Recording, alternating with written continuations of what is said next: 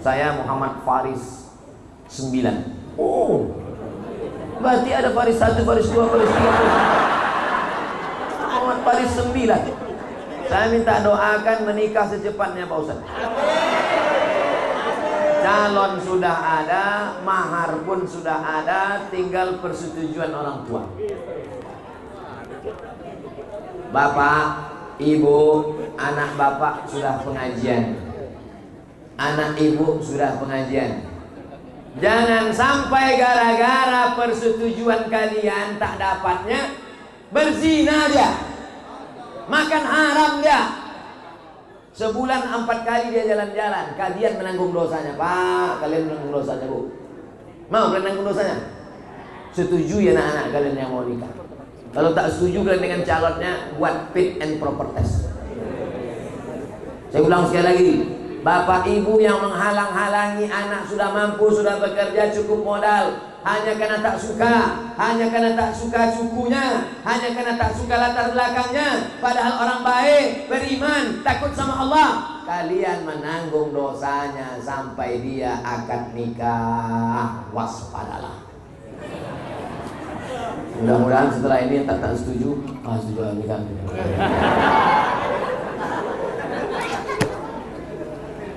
Yang ketawa yang anak-anak pula. Kan masih lama lagi. Nomor-nomor antrian 160 kan. Apa yang harus dilakukan anak kalau orang tua membuang anaknya? Dibuangnya anaknya dalam kardus, diletakkannya depan toko, menangis bayi itu. Diambil lah sama yang punya toko, dijaganya. Bingung dia pas membuat akte kelahiran. Bin siapa Pak? Bin kardus.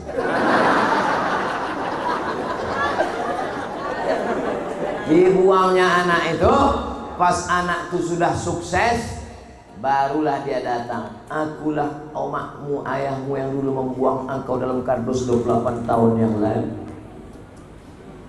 Pernahkah anak itu minta masuk ke dalam rahimmu? Tidak. Siapa yang meniupkannya ke dalam perutmu? Allah kirim malaikat. Hai malaikat, bawa roh ini masuk ke dalam perut. Makanya berapa banyak orang ingin punya anak, sampai operasi, sampai bayi tabung ke Singapura. Bayi tabung paling murah 100 juta. Itu tabung-tabung 9 kilo second.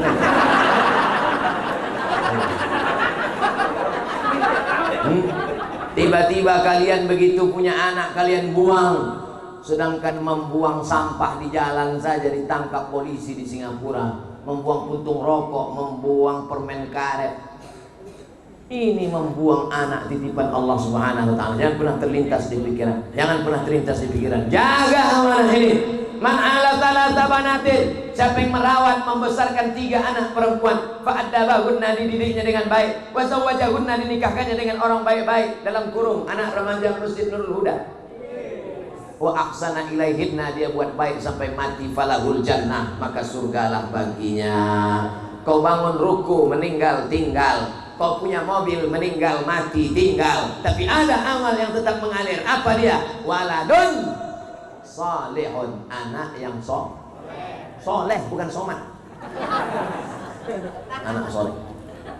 Oleh sebab itu hati-hati, yang dititipkan Allah amanah anak, bawa dia pengajian, masukkan dia ke pondok tahfiz Quran, daftarkan ke pondok pesantren. Yang anak perempuan suruh latih dia pakai jilbab panjang. Alah bisa karena biasa. Dari kecil terlonjak-lonjak, sudah besar terbawa-bawa, sudah tua terubah tidak. Begitu kata orang Melayu. Kalau hendak membentuk buluh, biarlah dari rebung. Alhamdulillah malam ini anak-anak muda ini semuanya dapat pahala. Kakinya dapat pahala, tangannya dapat pahala, HP-nya pun dapat pahala. Walaupun casingnya Spiderman.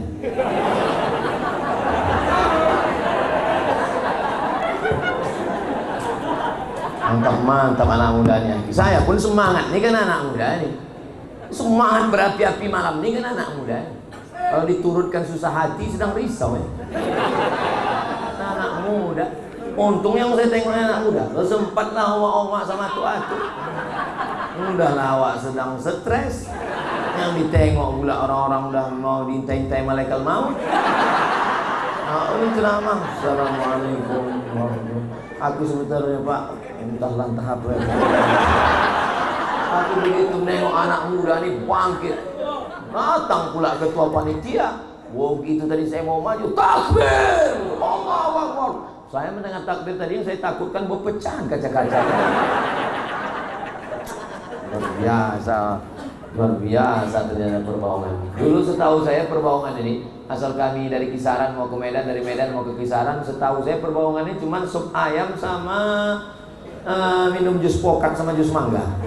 Rupanya dari makanan yang halal tadi lahirlah generasi-generasi muda menjadi harapan agama. Ustaz ngomong gini ini bahasa basi apa serius? Serius lah. Kami yang tua-tua ini masa hidup ini tak lama lagi. Saya lahir 1977, sekarang 2019, umur 24 tahun. Tak lama lagi. Saya umur 42, mati umur 63 kalau ikut Nabi Muhammad SAW. Kalau sampai berarti tinggal 21 tahun. 21 tahun. Ceramah sana, ceramah sini, ceramah sana, ceramah sini, mati. Yang masa hidupnya masih panjang nih, inilah calon Bupati Sergei, calon kepala dinas, kepala badan, kepala kantor, jadi Kapolri, jadi Kapolda, jadi Kapolsek, menjadi supir angkot. Memang dia supir angkot, tapi semua angkot di Sumatera Utara ini punya dia. Pas aku bilang punya semua, baru kalian bilang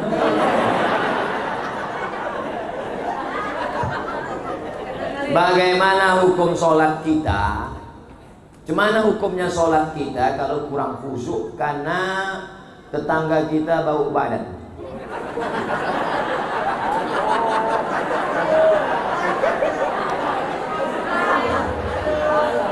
Man akala basolan, siapa yang makan basol bawang merah au thauman bawang putih, fala yaqrabanna musallana, jangan dekat-dekat tempat sholat kami. Falyatazil masajidana, jangan masuk ke masjid kami. Habis makan bawang merah, bawang putih, belum gosok gigi masuk ke masjid. Ayatnya kurang lebih Innal malaikata tata'adza, malaikat tersakiti dengan bau mulut. Makanya Nabi mengatakan laula an asyqa ala ummati, kalau tidak memberatkan bagi umatku la amartuhum bisiwak, kusuruh mereka bersiwak, bergosok gigi. Makanya kadang imam-imam khususnya banyak dari kalangan jamaah tabligh mengantongi siwak sebenarnya. Luruskan saf. Sunnah. Yang main ketawakan sunnah, bengkak mulut nanti. Bersiwak sebelum sholat. Orang Islam gosok gigi sehari 5 kali, sebelum subuh, sebelum zuhur, sebelum asar, sebelum maghrib, sebelum isya. Tak usah ajari orang Islam tentang kebersihan, sama mengajar itik berenang.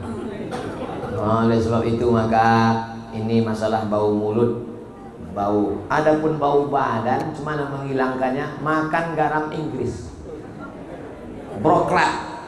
Tapi kalau udah makan itu pagi, sehari itu jangan pergi karena mencret. Jadi rupanya saluran usus kita ini, cobalah saluran paralon pipa itu diisi gula minyak, maka menggumpallah minyak dan gula-gula di usus itu kotor, sampah, busuk. Maka kalau dimakan itu dicucinya usus ini bersih. Setelah bersih hilanglah bau. Bau badan itu tak bisa dihilangkan pakai sampo, karena sampo untuk kepala. Bau badan tak bisa dihilangkan pakai sabun. Jangan menghilangkan bau badan dikunyah sabun, mati keracunan. Dengan cara membersihkan usus tadi, setelah bersih hilang bau badan. Ada orang bau badan. Kalau ada orang susah mati, dekat dengan dia, sesak nafas mati kok. Bagaimana cara melawan sifat yang batil dari hati kita, Pak Ustaz?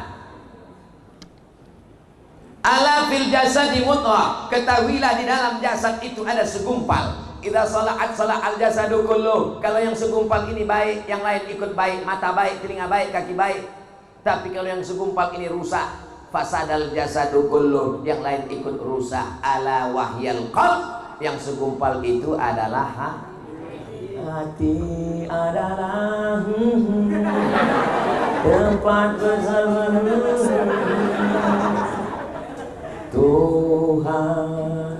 tempat aku meminta segala doa. Saya kan tak mau aja buat album ini, kalau mau mati artis-artis itu. Jadi semuanya berawal dari hati. Oleh sebab itu bersihkan hati. Ini kalau cerita masalah penyakit hati ini banyak sekali. Di antara penyakit hati adalah hasad. Hasad itu bahasa kitanya apa? Dengki. Nama penyakitnya hasad, nama orangnya Hasib. Ustaz ini ngada-ngada aja. Kadang orang banyak tak percaya sama saya. Terus setelah saya sebutkan ayatnya, oh, wa min syarri itulah dia hasid. Wa min syarri hasidin idza hasad. Hasad nama penyakitnya, hasid nama orangnya. Kenapa dalam Quran tuh hasidin? Ada baris bawah gua, hasidin. Makanya kalau ngasih nama anak jangan asal buka Quran. Ini lahir anak, oh ya buka Quran. Siapa namanya? Hasidin.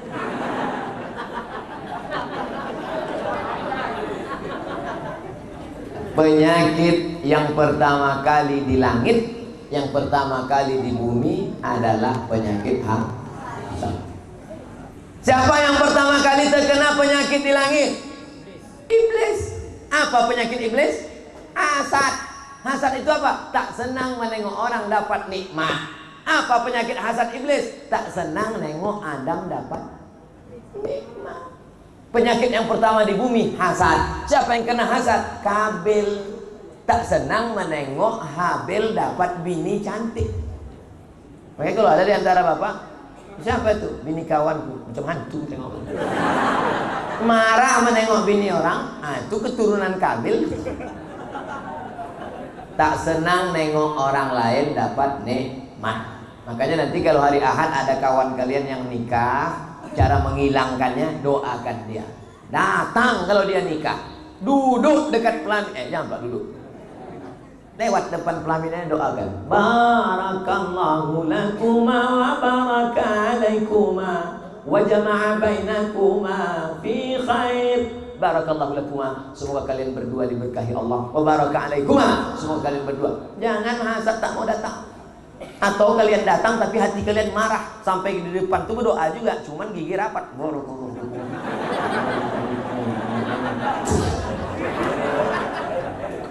Ibu juga jangan hasad, Bu. Ya, itu yang nikah di hotel itu siapa? Kawan anak saya.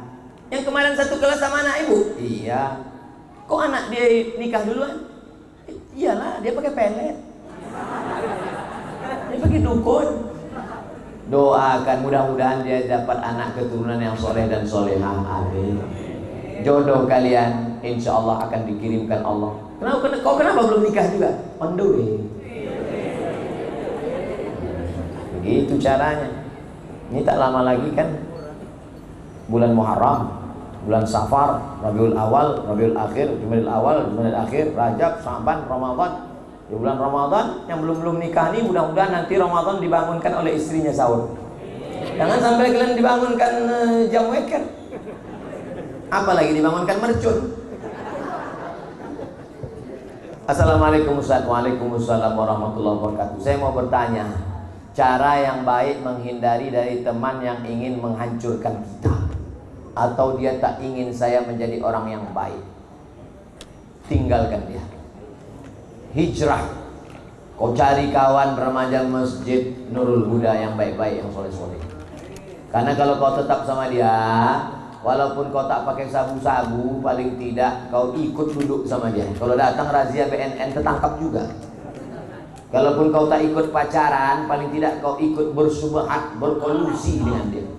Oleh sebab itu maka lawan, hijrah, pindah. Kalau saya tak berkawan dengan orang yang jahat, siapa yang nanti menasihati mereka? Saya khawatirnya kalian mancing ikan, mestinya kalian balik bawa ikan. Tapi kalau kalian tak kuat, kalian dilarikan ikan. Yang dipancing ikan paus, yang mancing beratnya 20 kilo, habis kalian dimakan ikan. Paham yang saya cakapkan nih? Buatlah komunitas pemuda hijrah.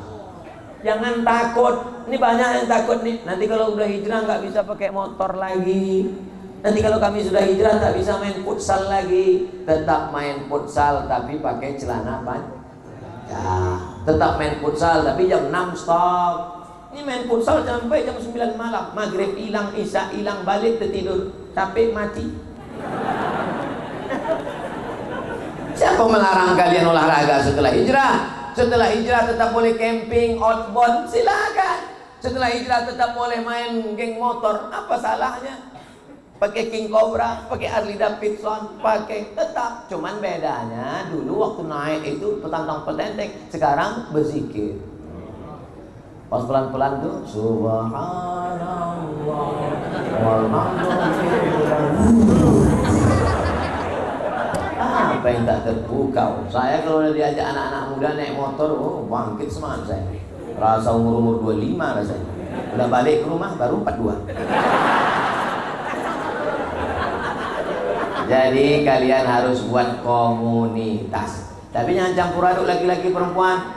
Remaja masjid bercampur aduk laki-laki perempuan. No, nengi acak-acak. Jangan campur aduk laki-laki perempuan. Gak apa-apa, kan cuma musyawarah aja. Hati tak bisa berdusta, mata kau mulai memandang tinggi. Yang perempuan buat komunitas perempuan, yang laki-laki buat komunitas laki-laki. Setelah selesai kuliah, kerja, entrepreneur, cukup punya kepribadian, rumah pribadi, mobil pribadi, kebun pribadi, baru kalian menikah. Tausiahnya Ustadz Abdul Somad, nasihat pernikahan. Buat di sini nikah masal, buat tenda sekali akad 50 orang. Buat nikah masal, tapi yang ikut anak muda, jangan yang udah nikah mau ikut juga. Gimana kira-kira program nikah masal nih? Setuju tak anak muda? Nanti kita tetapkan tanggal. Siap? Tanggalnya siap, perempuannya tak ada.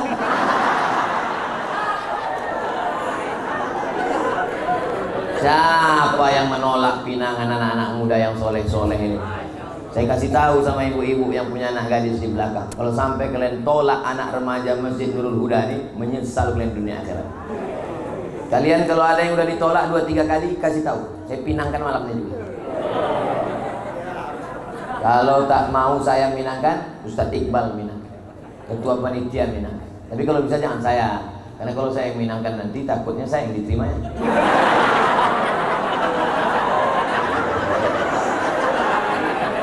Assalamualaikum Bu Aja. Maksud kedatangan saya malam ini mau meminangkan salah satu dari anak muda remaja Masjid Nurul Huda di Simpang 3 Perbongan. Kalau bisa terima. Sebentar ya Ustadz, kami tanya anak kami di kamar dulu. Tanya, nak, itu ada orang Minang, kau mau yang mana? Mau yang Ustadz itu aja mana? Apa ya saya nolaknya kan? Kira-kira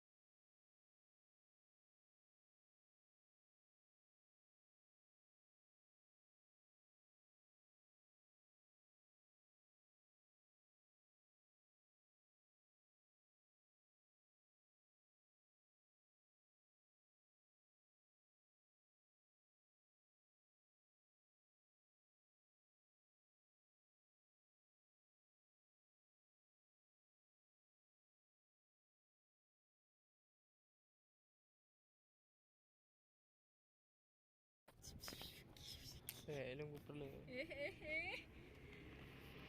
Siap. Cara menikmati sunset. Kau harus punya HP nak beli GoPro. Perlu buka video 6 menit. 6 menit. Panjang lah 6 menit. Habis baterai 5%. Kak minta piring kah?